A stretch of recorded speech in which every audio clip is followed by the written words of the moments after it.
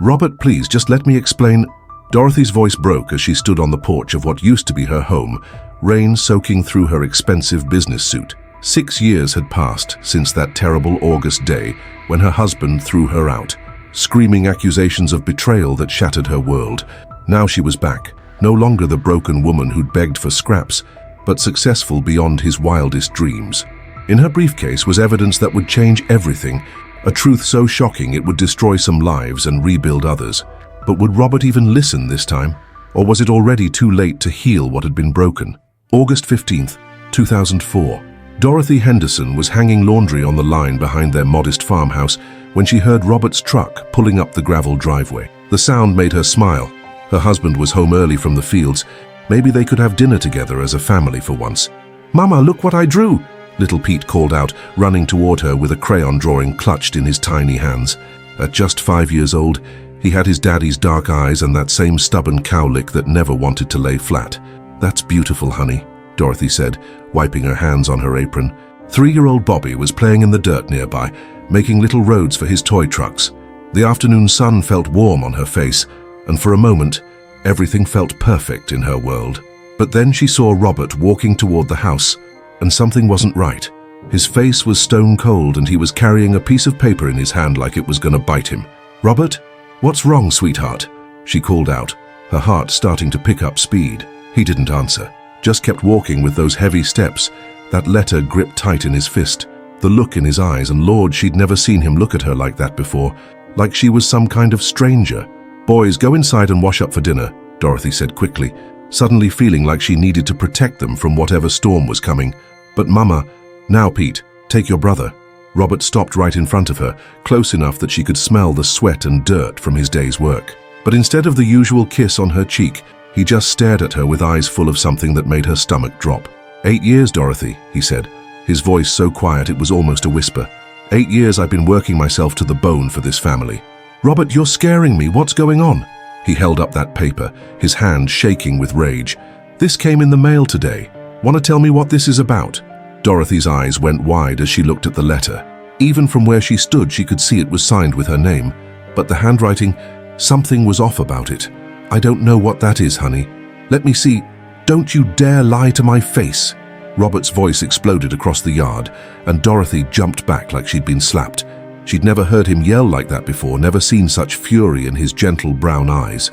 The letter fluttered in the breeze as he held it up, and Dorothy caught a glimpse of words that made her blood run cold. Secret meetings. Can't keep lying. The children deserved to know. But she hadn't written any letter. She'd never. This was all wrong. Terribly wrong. And that's when Dorothy Henderson's perfect little world began to crumble, one devastating word at a time. "Robert, please, just let me read it," Dorothy begged, reaching for the letter with trembling hands. But her husband pulled it away, his face twisted with a pain she'd never seen before. "You want to know what your friend Martha wrote?" His voice was breaking now, caught between rage and heartbreak. "She says she can't keep quiet anymore about your secret meetings." Dorothy's world tilted sideways. "Secret meetings? Robert, I don't know what you're talking about. I've never... With Tom Bradley from the hardware store." Robert's voice cracked like a whip across the quiet farmyard. "Says she saw you two together last Tuesday at the old Miller barn. Says you've been lying to me for months." The accusation hit Dorothy like a punch to the gut. Tom Bradley? The man was old enough to be her father, married with grandkids. The whole idea was so crazy, so impossible, that for a second she couldn't even find words. That's not true, Robert. I swear to you. I've never... Don't you dare swear to me." Robert's eyes were wild now, 8 years of trust crumbling in real time. "Martha wouldn't lie about something like this. She's been our friend since we were kids." Dorothy felt her knees going weak. Through the kitchen window, she could see little Pete's face pressed against the glass, his eyes wide with confusion and fear. Bobby was beside him, sucking his thumb the way he did when he got scared. "Robert, listen to me," she whispered, trying to keep her voice calm for the children. "I don't know why Martha would write such things, but I promise you on our children's lives I have never betrayed you. Never." But Robert wasn't hearing her anymore. The letter had poisoned his mind, and doubt was spreading through him like wildfire. He looked at her like she was a stranger, like the woman who'd shared his bed for 8 years was suddenly someone he'd never met. "Get out," he said quietly. "What?" "I said get out of my house." His voice was dead now. empty of all the love that used to be there. Take whatever you can carry and get out. I don't ever want to see your lying face again. Dorothy's heart shattered into a million pieces right there in the yard, where she'd hung countless loads of laundry, where she'd watched her babies take their first steps, where she'd dreamed of growing old with the man she loved more than life itself. The children, Robert, please don't do this to Pete and Bobby. Whatever you think I did, the children stay with me. They deserve a parent who won't lie to them. And just like that, in less than 10 minutes, Dorothy Henderson lost everything that mattered.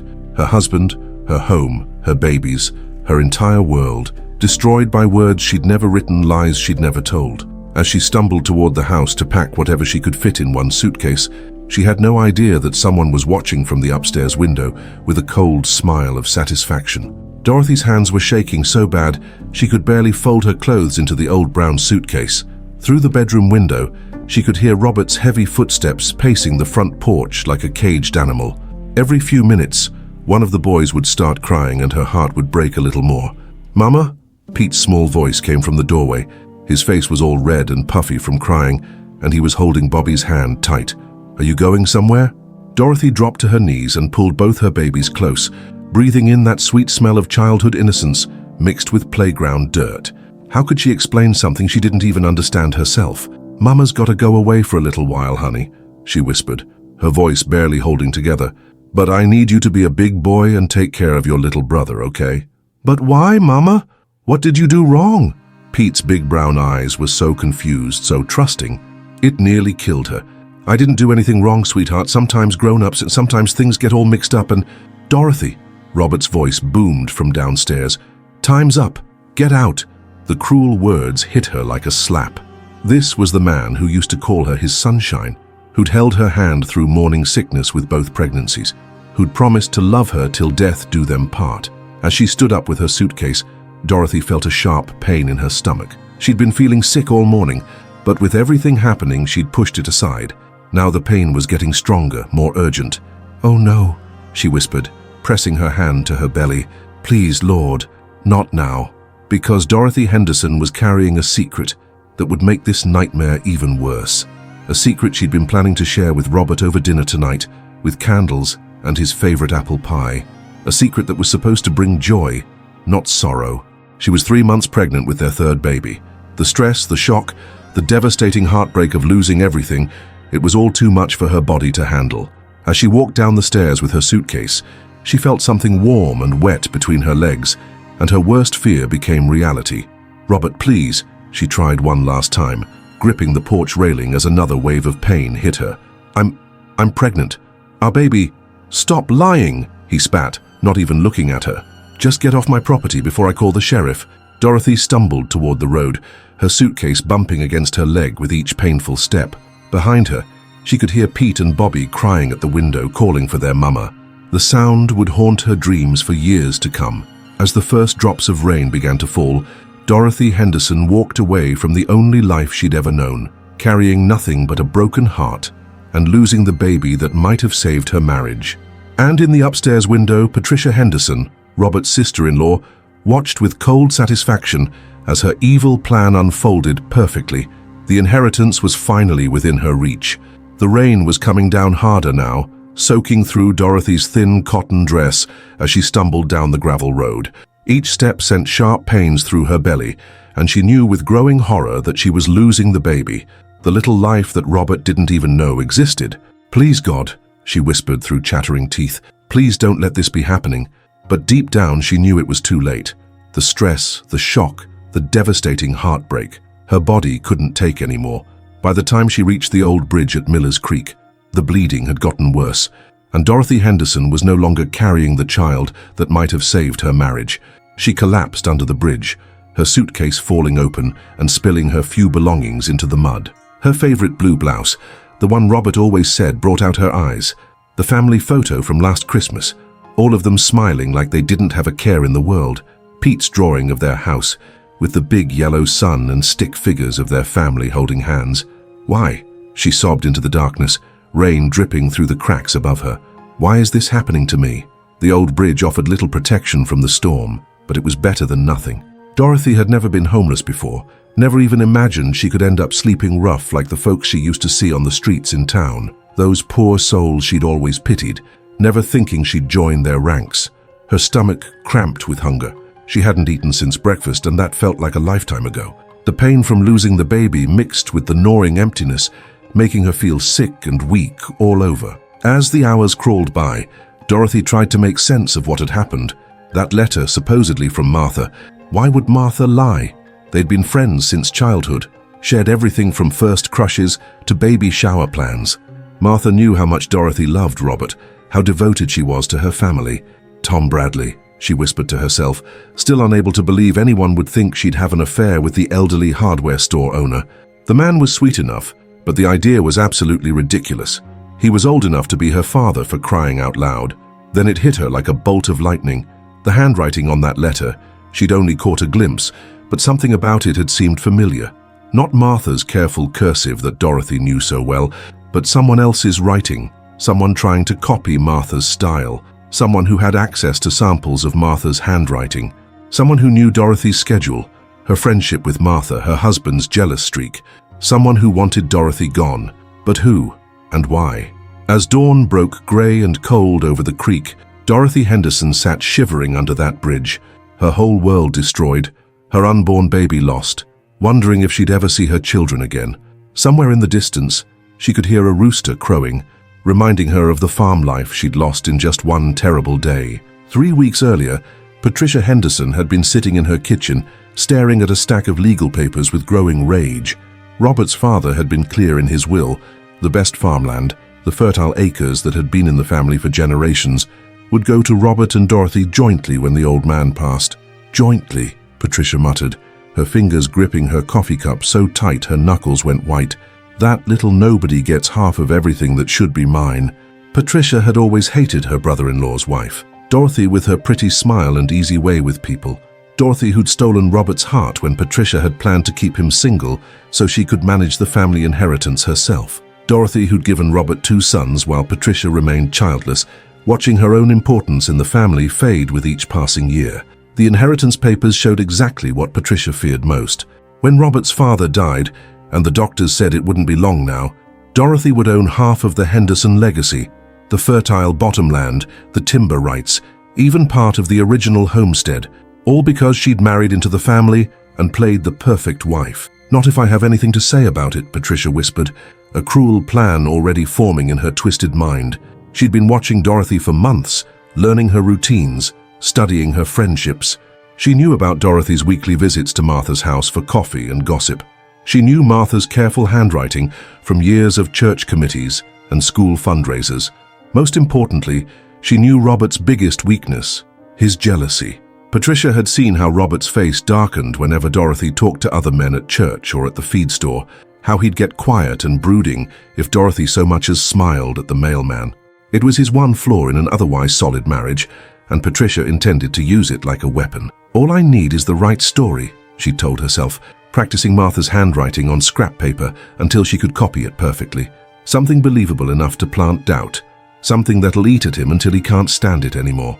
Tom Bradley had been the perfect choice, old enough to seem unlikely, but not impossible. Someone Dorothy saw regularly at the hardware store when she bought supplies for the farm. Someone Robert barely knew, but instinctively distrusted because of his wife's friendly nature. Patricia had spent hours crafting that letter, making it sound just desperate enough, just guilty enough to convince Robert that his worst fears were true. She'd even driven to the next county to mail it, making sure there'd be no local postmark to raise suspicions. By the time Robert throws her out, Patricia had smiled to herself as she sealed the envelope, she'll be lucky if she gets to see those kids again. And the inheritance? Well, that'll come straight to me as the only Henderson left standing. Patricia had always been good at getting what she wanted, and what she wanted was Dorothy Henderson gone forever, along with any claim to the family fortune.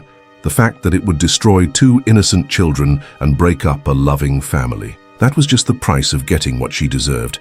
After all, blood was thicker than marriage vows, and Patricia's blood had been Henderson longer than Dorothy's ever would be. Back to present day, September 2004. Dorothy had been living on the streets for 3 weeks now, and her body was starting to show the devastating effects. Her clothes hung loose on her shrinking frame, and her once bright eyes had dark circles underneath them that told the story of too many sleepless nights.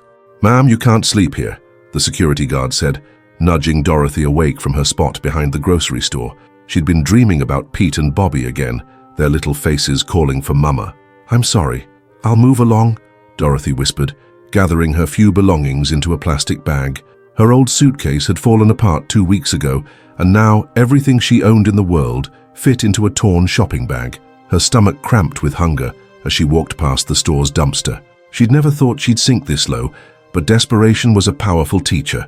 Inside that dumpster were day-old bread and bruised apples that the store threw away, food that could keep her alive for another day. "Lord, forgive me," she prayed quietly as she lifted the heavy lid.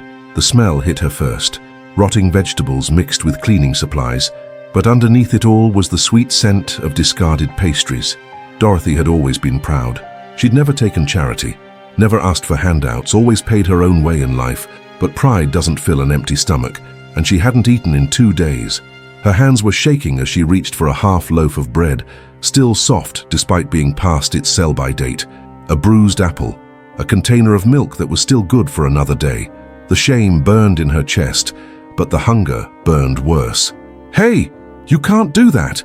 Dorothy spun around to see a young store clerk walking toward her, his face full of disgust. She felt her cheeks burn with embarrassment as she clutched the bread to her chest. "Please," she whispered, "I haven't eaten in—" "I don't care what your sob story is, lady. Get out of here before I call the cops." Dorothy ran, actually ran like a common criminal, clutching stolen food to her chest while tears streamed down her face. This wasn't supposed to be her life. 3 weeks ago, she'd been a respected member of the community, a loving wife and mother. Now she was digging through garbage like some kind of desperate animal. That night, huddled under the old bridge again, Dorothy ate her scavenged meal and tried to remember what it felt like to sit at her own kitchen table, to hear Pete's chatter about school and Bobby's excited babbling about his toy trucks, to feel